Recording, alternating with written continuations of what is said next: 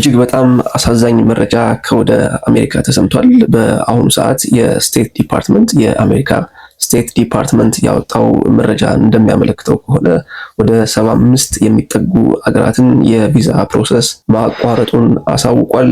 ይህ እጅግ በጣም ያልተጠበቀና በርካቶችን ያስደነገጠ መረጃ ነው። We also learned the administration has made a decision about visas that will have a big impact on immigration. What can you tell us there? In a significant move, Tony, the State Department is indefinitely freezing the processing of visas for people from 75 countries, including Colombia, Brazil, Egypt, Thailand, and Pakistan.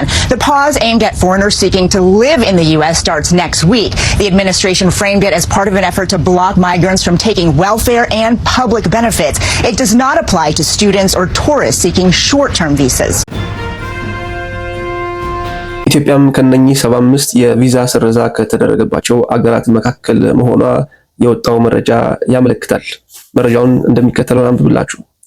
ኢትዮጵያ በአሜሪካ የውጭ ጉዳይ ሚኒስቴር ስቴት ዲፓርትመንት ባወጣው አዲስ መመሪያ መሰረት የኢሚግሬሽን ቪዛ ኢሚግራንት ቪዛ አገልግሎት እንዲቋረጥባቸው ከተወሰኑ 75 አገራት ውስጥ መሆኗ ታውቋል። ውሳኔው የተላለፈው ጥር 14 2026 ሲሆን እገዳው ከጥር 21 ቀን 2026 ጀምሮ ተግባራዊ ይሆናል። ይህ ማለት እንግዲህ ከ7 ቀናት በኋላ ይህ እገዳ ተግባራዊ የሚሆን ይሆናል ማለት ነው። ይህ እገዳ እንግዲህ በዋናነት ትኩረት ያደረገው ደግሞ ታርጌት የሚያደርጋቸው የቪዛ አይነቶች ኢሚግራንት ቪዛ የሚባሉትን ወይም ደግሞ አሜሪካን ሀገር በቋሚነት ለመኖር የሚጠየቁ የቪዛ አይነቶችን ይሆናል።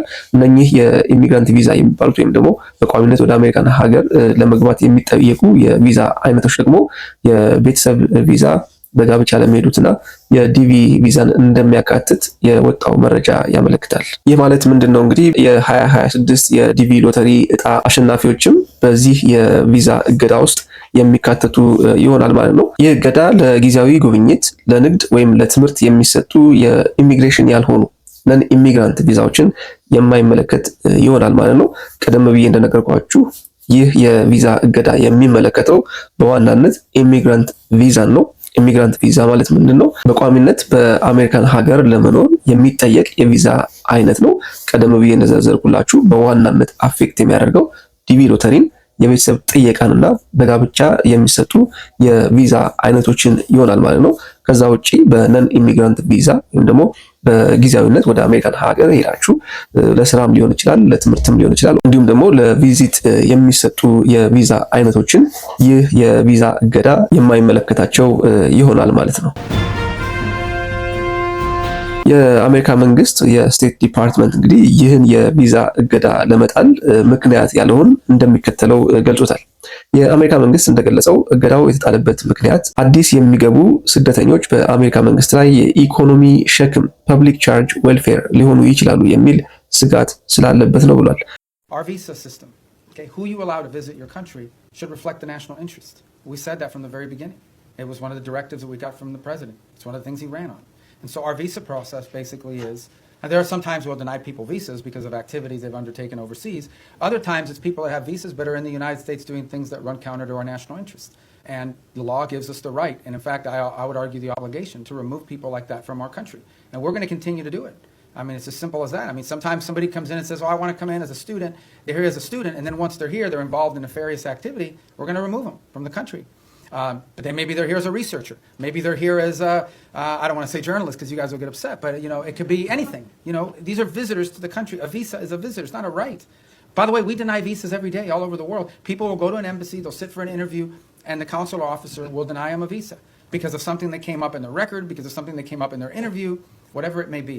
So if you have the power to deny someone a visa before they get one, you most certainly have the power to revoke it once they get one and then do something they shouldn't be doing. So there's a variety of reasons why visas are denied, but all of them are because it implicates our national interest or national security in some way. እገዳው ጊዜያዊ ሲሆን መንግስት አዲስ የአሰራር ደንቦችን እስከሚያወጣ ድረስ ነው ብሏል።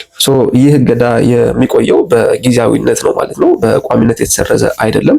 ምናልባት ከፍተኛ ስጋት የገባችሁ ሰዎች ትኖራላችሁ። እገዳው የሚቆየው በጊዜያዊነት ነው። ዲቪ የደረሳችሁን ብትሆኑ ስፔሻሊ ደግሞ ፕሮሰሱን የጀመራችሁና በሂደት ላይ ያላችሁ ሰዎች ምናልባት ሊከፈት የሚችልበት ጊዜ ቅርብ ሊሆን ስለሚችል በተደጋጋሚ የዩኤስ ኤምባሲ በኢትዮጵያ የሚገኘውን የዩኤስ ኤምባሲ ኦፊሻል ድረገጽ በየጊዜው መከታተል ሊኖርባችሁ ይችላል።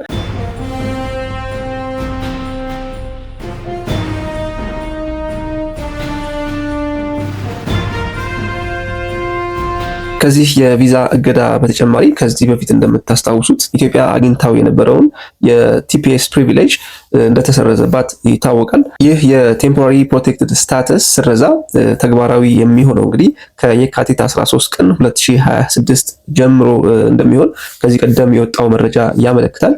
አሁን የወጣው አዲሱ የኢሚግራንት ቪዛ ስረዛ ደግሞ ተግባራዊ የሚሆነው ቀደም ብዬ ለመጥቀስ እንደሞከርኩት ከጥር 21 2026 ጀምሮ ይሆናል ማለት ነው። ይህ እንግዲህ ያልተጠበቀ እጅግ በጣም አስደንጋጭ መረጃ ነው። የአሜሪካ ስቴት ዲፓርትመንት ይዞት የወጣው መረጃ እንግዲህ አሁን እየሰማን እንዳለ ነው። ከወደ አሜሪካ በተደጋጋሚ የቪዛ ስረዛ እየተደረገ ይገኛል። በተለይ በቅርቡ ወደ 42 ሀገራት የትራቭል ባን ተጥሎባቸው እንደነበረ የሚታወስ ነው። በዚህም የትራቭል ባን ኢትዮጵያ ትካተት ይሆን የሚለው የብዙዎቻችን ጥያቄ ነበረ። ነገር ግን እንደ ድል ሆኖ ኢትዮጵያ በእገዳው ሳትካተት ቀርታ ነበረ። ይህም ደግሞ በርካታ ኢትዮጵያውያንን ያስደሰተ መልካም መረጃ ነበረ። ነገር ግን በትላንትናው ዕለት ጥር 14 የወጣው መረጃ በደስታችን ላይ ውሃ የቸለሰ ሆኗል።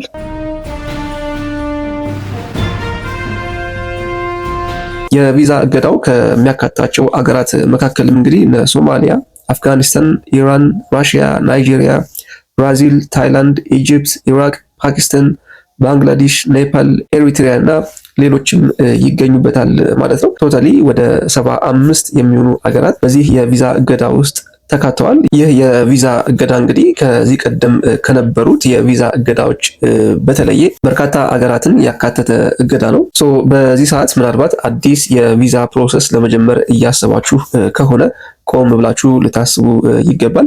አይኖ በርካታ ቪዛ ፕሮሰስ የሚያስጨርሱ ኤጀንቶች አሁንም ኬዛችሁን ሊቀበሉ የሚችሉበት ሁኔታ ይኖራል። ነገር ግን ምናልባት በዚህ ሰዓት አሁን አሜሪካ የጣለችውን የቪዛ እገዳ ተከትሎ ምንም አይነት የቪዛ ፕሮሰስ እየተደረገ ባለመሆኑ ምክንያት ምንም አይነት ነገር አለመጀመር የተሻለ ምርጫ ነው።